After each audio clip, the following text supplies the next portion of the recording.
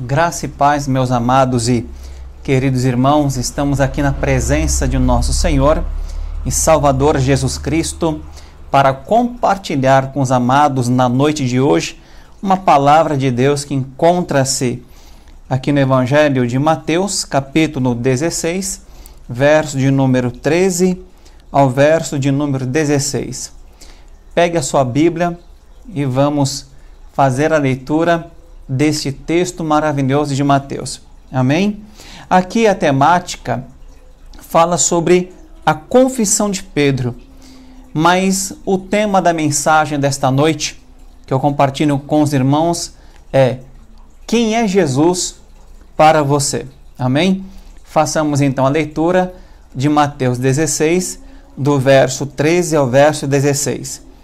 Chegando Jesus à região de Cesareia de Filipe, perguntou os seus discípulos: quem dizem os homens ser o Filho do Homem? Responderam-lhe: uns dizem João Batista, outros Elias, e outros Jeremias, ou um dos profetas. Perguntou-lhes ele: e vós, quem dizeis que eu sou? Simão Pedro respondeu: tu és o Cristo, o Filho do Deus vivo. Pai, é no nome santo de nosso Senhor e Salvador Jesus que nos encontramos aqui em tua presença para meditarmos na palavra que o Senhor tem para nos ensinar. Dependemos do teu Espírito, somos cartas vivas escritas pelo Senhor em uma época difícil, em uma geração corrompida, meu Pai, marcada não somente, Senhor amado, pela desigualdade social, mas marcada pela idolatria, marcada pelo pecado, marcada, Senhor, por tantas pessoas que abandonaram a fé. Por isso, Senhor amado, nesta noite, nós pedimos ao Teu Espírito Santo que nos ensine, Senhor, tudo aquilo que nós precisamos aprender neste exato momento. Assim, desde já nós Te louvamos e desde já nós Te agradecemos, Espírito Santo de Deus, pela palavra do Senhor lida e pedimos que seja aplicada toda ela em nossos corações. Em o nome do Senhor Jesus. Amém. Amados, estou com muita saudade dos irmãos. Como é bom estarmos na presença de Deus e louvarmos ao nome santo de Jesus. O texto que nós acabamos de ler, Jesus estava numa região a 150 quilômetros de distância de Jerusalém. Não era a Cesareia, lá do porto, onde Paulo esteve preso. Não, esta Cesareia era bem distante, que era chamada Cesareia de Filipe, num lugar onde a idolatria reinava, num lugar onde Filipe ergueu um santuário com mármores brancos, e ali ele quis agradar ao imperador César Augusto. Então ele criou aquele lugar de um santuário para o próprio imperador. Também adoravam ao deus Pan, que era metade carneiro e metade bode. Metade dele embaixo era de bode e a parte de cima tinha um homem com chifres de bode. Então, esta Paneia, essa cidade, era um lugar de idolatria total. Então, Jesus escolhe passar por aquele lugar com seus discípulos para ali, mais adiante, vocês conhecem um texto, onde ele diz que as portas do inferno não prevalecerão contra a minha igreja. Ali era um lugar que tinha-se uma grande caverna, que dali manavam no profundo da caverna, manancial que transbordava para o Rio Jordão. Muitos diziam que ali era a nascente do Rio Jordão. Então, para nós compreendermos este texto, a gente sempre vai, em alguns momentos, usar recursos bibliográficos, vamos usar dicionários outras Bíblias, como eu tenho essa daqui, Bíblia de Arqueologia, né, da NVI. Mas é importante, irmãos, a gente sempre, ao manusear o estudo da Sagrada Escritura, a gente ter outros recursos para compreendermos melhor o texto dentro do seu contexto, para não inventarmos pretexto de mensagens que estão muito aquém da vontade do nosso Deus. Então é naquela região que Jesus volta-se para os seus discípulos e pergunta a eles: quem dizem os homens que ser o Filho do Homem? E aí eles disseram, uns dizem que é um dos profetas, Elias, ou Jeremias, ou até João Batista, porque nesta real conjuntura João Batista já tinha sido decapitado por Herodes. Então a gente percebe que aqui Jesus está confrontando eles com uma pergunta muito séria com o evangelho atual para os dias de hoje. Então nós estamos aqui diante de uma pergunta importante, na qual Deus pergunta para você: quem é Jesus Cristo para você, meu irmão? No Brasil, alguns podem dizer que aqui nós temos diversos Jesus. Nós temos o Jesus médico, onde ele somente está pronto para curar. As pessoas buscam ter um relacionamento com esse Jesus apenas no momento que eles precisam de uma cura física para livrar-se dos seus sofrimentos, crendo eles que Jesus é aquele que é apenas o que cura o seu corpo físico. E aí eles promovem nas igrejas muitos curandeiros. Então, ao invés da pessoa ir conhecer Jesus, buscar Jesus, vai buscar o apóstolo X, o pastor X, porque ele cura as pessoas. E nós sabemos que quem cura é Jesus Cristo, o Filho de Deus, pelo poder do seu Espírito Santo, através dos homens, a qual ele constituiu para estar ainda, para presidir a sua igreja, estar à frente da sua igreja. E muitos têm aquele Jesus morto. Quem é Jesus? Como que é esse Jesus morto para muitos brasileiros? É aquele Jesus das procissões, dos crucifixos, das repartições públicas. Quando você entra, tem lá uma imagem, uma figura de Jesus. Ou você percebe até nos retrovisores dos carros, nos estabelecimentos comerciais, sempre em algum lugar alguém coloca uma figura de Jesus Cristo que não é e nem chega aos pés do nosso Salvador Jesus. Porque Isaías diz, em Isaías 53, que não havia nele nem beleza, nem formosura, nada que nos atraísse a ele. Então a gente percebe que hoje estas figuras, desde o romantismo para cá, eles criaram um Jesus com cabelos compridos, olhos azuis, aquela cara sofrido na cruz. Então, não é esse Jesus que nós nos relacionamos hoje. O nosso Jesus está não somente, ele passou pela cruz, ele ressurgiu dentre os mortos e está vivo. O nosso Jesus está plenamente vivo e habita em nossos corações pelo seu Espírito Santo. Nós temos o Jesus não respeitado. Quem é esse Jesus não respeitado? É aqueles cantados nas bandas de rock, falado nas borracharias, nas barbearias, nos bares, nos clubes e muitas vezes até em calendários onde muitas vezes tem mulheres nuas, né? Então é um Jesus não respeitado.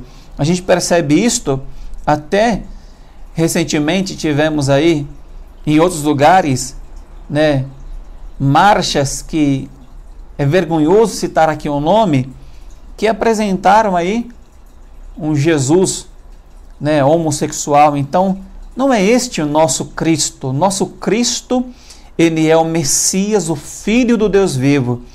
Então, aí está um Jesus que eles não respeitam. Eles cantam, eles blasfemam, ofendem a pessoa de Jesus, mas mesmo assim, meus queridos, se eles se arrependerem dos seus pecados, Jesus Cristo os amará e os transformará poderosamente. Nós temos o Jesus da publicidade, nos adesivos dos carros, camisetas, chaveiros, bonés, placas, nos filmes, peças de teatro, até na Paixão de Cristo, feito lá em Belém do Pará. Então nós temos diversos tipos de compreensão de quem é Jesus Cristo. Nós temos o Jesus da LBV, aquele social, que faz parte de campanhas que abriga que abriga as pessoas que estão vivendo em desigualdade social, os miseráveis, os sem-teto, onde está nos momentos de seca, de calamidades, aquele Jesus que nós falamos, loiro de olhos azuis. Esse não é o nosso Jesus. Tem o Jesus dos espiritualistas, que é mito, igual a Buda ou Crisma, Jesus das lendas, que viveu viajando pela Índia, pelo Tibete, pela Pérsia e Oriente Próximo, e até alguns dizem que virou um monge perfeito. Esse não é o nosso Jesus. Nós temos o Jesus influenciado, que acha-se no poder do catolicismo, da mariolatria, peça a mãe que o filho atende. Eles dão mais ênfase na mãe do que na pessoa de Jesus Cristo. Tem lugares no Nordeste que o Padre Cícero e o Frei Galvão é muito mais conhecido do que a pessoa de Jesus Cristo. Então aí você tem um Jesus influenciado, um Jesus onde eles influenciam devido aos seus dogmas e devido à sua religiosidade. Nós temos um Jesus místico, esotérico, paz e amor, aceita tudo, pode fazer o que quiser, o Jesus que é tudo tranquilo, é cósmico, mitológico, como os deuses do Olimpo, como aquelas fadinhas, tudo. Irmãos, o nosso Jesus não tem nada a ver com misticismo. E tem o Jesus para os antigos teólogos. Então, lá no Sinédrio, Jesus era para eles uma figura de blasfêmia.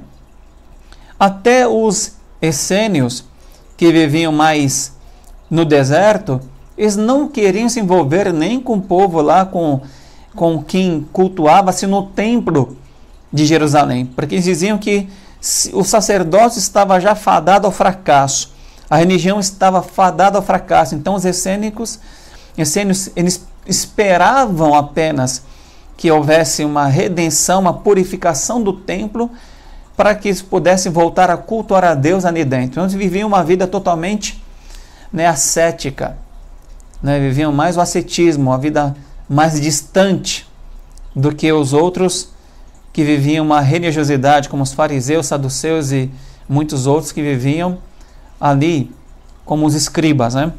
E nós temos hoje o Jesus da teologia da libertação, liberta das lutas, das opressões, é o Jesus da economia, o Jesus social, o Jesus da política, o Jesus que faz tudo, os homens batem, não, o senhor tem que fazer porque é assim, eu estou mandando, é desse jeito. Então, meus irmãos, esse não é o Jesus que nós cremos. Ele não é servo, ele é Senhor.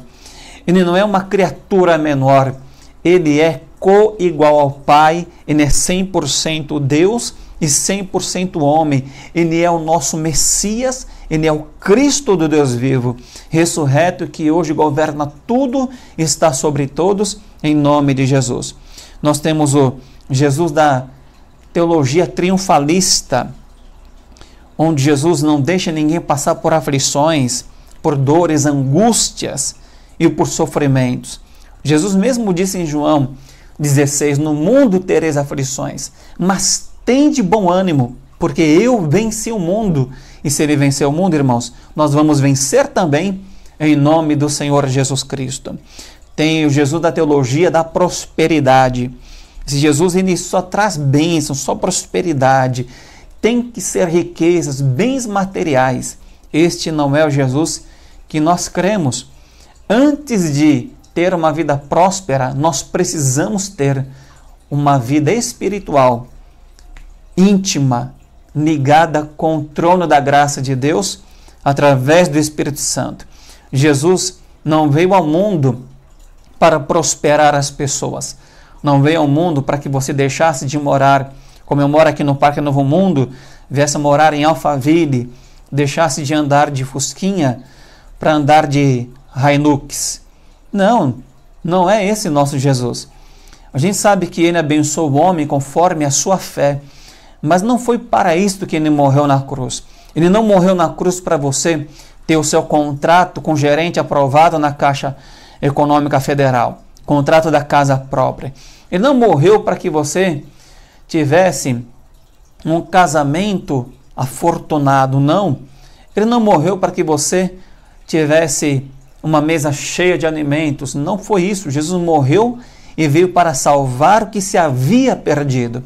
Ele veio para nos resgatar das amarras do pecado, da prisão do pecado e da influência maligna e maldita de Satanás e seus ascetas. Então, Jesus, ele é o nosso Salvador. Nós temos também o Jesus da teologia antropológica, que ele é um agente nas horas difíceis. É o Jesus que é controlado pelo eu. Não, meus irmãos. Este não é o nosso Jesus da antropologia, não é o nosso Cristo.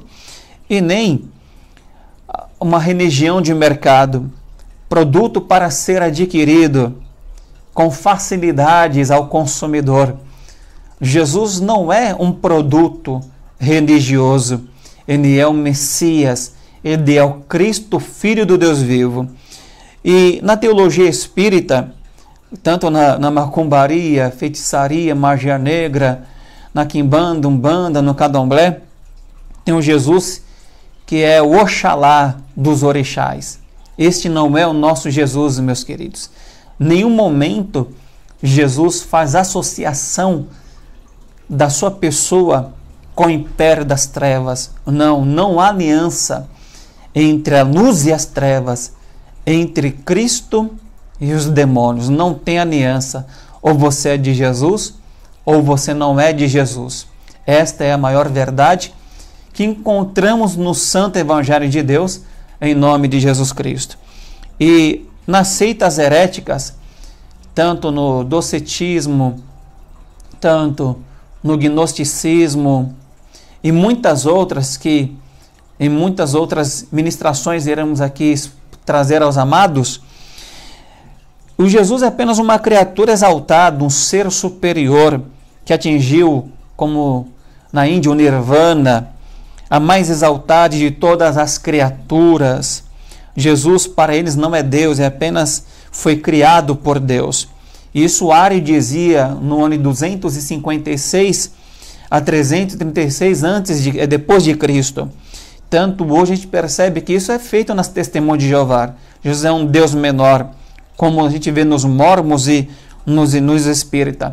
Agora, meus irmãos, para nós que somos cristãos, eu e você, quem é Jesus Cristo? Na teologia cristã, Jesus, ele é o Filho de Deus, ele é o Messias, ele é verdadeiramente Deus e verdadeiramente homem.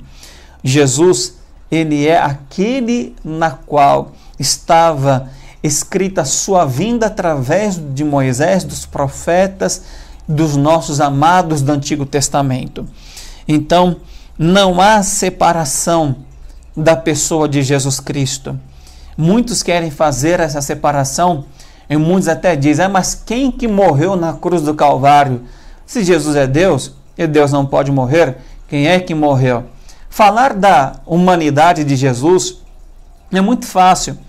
Que ele nasceu, que ele foi gerado, que ele cresceu como uma criança normal, teve sede, teve fome, sentiu dores, se machucou muitas vezes, que caía, que brincava com seus irmãos. Então, falar da humanidade de Jesus, que ele experimentou como homem todas as nossas fraquezas e fragilidades, é fácil. E muitas pessoas, elas podem muitas vezes cometer o pecado que os nestorianos cometeram, de falar da humanidade de Jesus e negar a divindade de Jesus. Não tem como apartar A Bíblia fala em Atos 20 que foi que Deus, através do seu sangue, comprou para nós, comprou para ele todos os homens. Então, Deus, verdadeiramente, ele experimentou os dois momentos. Jesus, sendo Deus, ele experimentou na sua única natureza, 100% homem, 100% Deus, o mesmo sofrimento na cruz do Calvário. E a agonia do inferno, da morte, ele experimentou em todas as vias das dores. Toda aquela via dolorosa, Jesus experimentou ali as dores infernais, a angústia infernal, experimentou ali agonias infernais. Então ele morreu como Deus na cruz do Calvário e como homem na cruz do Calvário. Não tem como apartar as duas naturezas. Ele é 100% Deus e 100% homem. A gente compreende isso na união hipostática e também compreendemos isso na kenosis, que nos fala em Filipenses capítulo 2, que ele, sendo Deus, se esvaziou, não usurpando ser igual a Deus, mas como homem morreu na cruz do Calvário por nós, e Deus o exaltou soberanamente. Ele deu um nome que é sobre todo nome, para que ao nome de Jesus se dobre todo o joelho dos que estão nos céus, na terra e debaixo da terra, e toda língua confesse que Jesus Cristo é o Senhor. E a pergunta para nós nesta noite, irmãos, é: quem é Jesus para você? Foi aí que Pedro respondeu, porque Jesus mesmo disse: quem te revelou foi o Pai. Pedro respondeu através da ação do Espírito Santo na vida dele, que disse, Simão Pedro respondeu, porque Jesus tinha perguntado a ele: e vós, quem dizeis que eu sou? E Jesus disse: tu és o Cristo, o Filho do Deus vivo. Querido, Jesus, ele é o Cristo do Deus vivo. Ele é o Messias, ele é o leão da tribo de Judá, ele é a raiz de Davi, ele é o Deus forte, ele é a nossa rocha eterna, ele é o nosso alto refúgio, para ela corre o justo, está seguro, ele é o caminho, a verdade e a vida, ninguém vem ao Pai a não ser por ele, ele é a porta verdadeira, ele é o leão da tribo de Judá, ele é santo, ele é o próprio Deus, ele é a estrela da manhã, ele é o lírio dos vales, ele é a rosa de Saron, ele é o Messias, ele é o Filho de Deus, o Verbo vivo de Deus, ele é a palavra viva, ele é o soberano Cristo ressurreto do Deus vivo, ele é o nosso único, suficiente, eterno e soberano Salvador.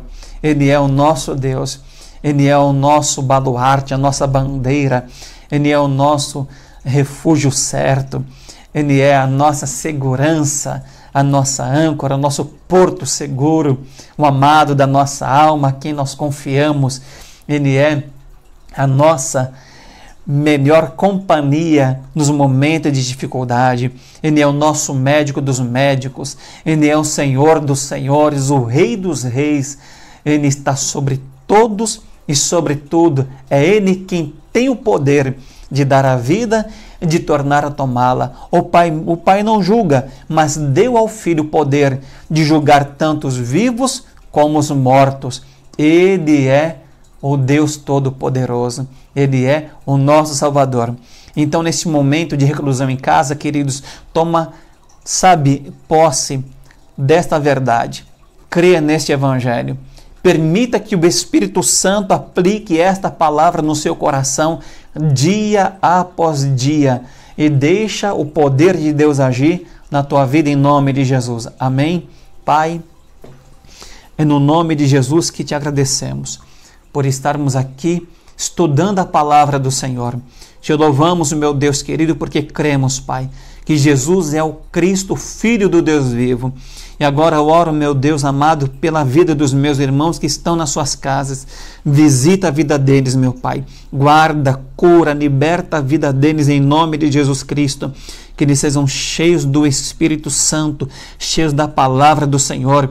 cheios de fé, cheios de poder, cheios da tua divina revelação, Pai. E que a cada dia, Senhor, eles venham ter fome e sede da tua justiça e da sua palavra. Assim eu oro pela vida de cada um deles, meu Pai. E eu os abençoo. Em nome do Pai, do Filho e do Espírito Santo, em nome de Jesus. Amém? Deus te abençoe. Sou Sinclair, chamado pastor, segundo a vontade de Deus em Cristo Jesus. O Senhor é contigo, meu irmão. Fique na paz do Senhor Jesus. Deus é contigo em nome de Jesus. Amém? Deus te abençoe e até o nosso próximo encontro aqui. Em nome de Jesus. E não esqueça, leia a Bíblia todo dia. Medita nas Santas Escrituras. E nós estaremos sempre aqui em nossa igreja abençoada, Brasil para Cristo, servindo e exaltando o nosso Deus Todo-Poderoso, em nome de Jesus. Amém.